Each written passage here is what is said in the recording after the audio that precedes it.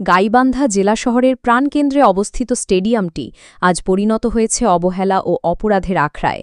দিনে দুপুরে সেখানে প্রকাশ্যে চলছে মাদক সেবন, আড্ডা ও অসামাজিক কার্যকলাপ। অথচ এই স্টেডিয়ামের পাশেই কোটি কোটি টাকা ব্যয়ে নির্মিত আধুনিক ইনডোর স্টেডিয়াম দীর্ঘদিন ধরে অযত্নে পড়ে আছে, ব্যবহার হচ্ছে না কোনো ক্রীড়া কর্মকাণ্ডে। স্থানীয় ক্রীড়াবিদ ও সচেতন মহল জানাচ্ছেন, নিয়মিত ক্রীড়া কার্যক্রম না থাকায় তরুণদের খেলাধুলায় সম্পৃক্ত করার পরিবর্তে স্টেডিয়ামটি মাদকাসক্তদের দখলে চলে যাচ্ছে।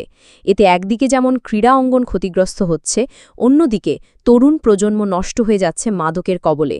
ক্রীড়াবিদদের অভিযোগ, সংশ্লিষ্ট কর্তৃপক্ষের উদাসীনতা এবং পর্যাপ্ত নিরাপত্তা ব্যবস্থা না থাকায় এ পরিস্থিতি তৈরি হয়েছে। কোটি টাকার ইনডোর স্টেডিয়ামটি এখনও আনুষ্ঠানিকভাবে চালু না হওয়ায় খেলোয়াড়রা সুযোগ পাচ্ছেন না আধুনিক সুবিধায় অনুশীলনের। স্থানীয়রা বলছেন, দ্রুত পদক্ষেপ নিয়ে স্টেডিয়ামে নিয়মিত খেলাধুলার আয়োজন এবং মাদকসেবীদের উৎখাত করতে হবে, নইলে এ মূল্যবান সম্পদ অকার্যকর হয়ে থাকবে এবং তরুণ সমাজ আরও বেশি ক্ষতিগ্রস্ত হবে।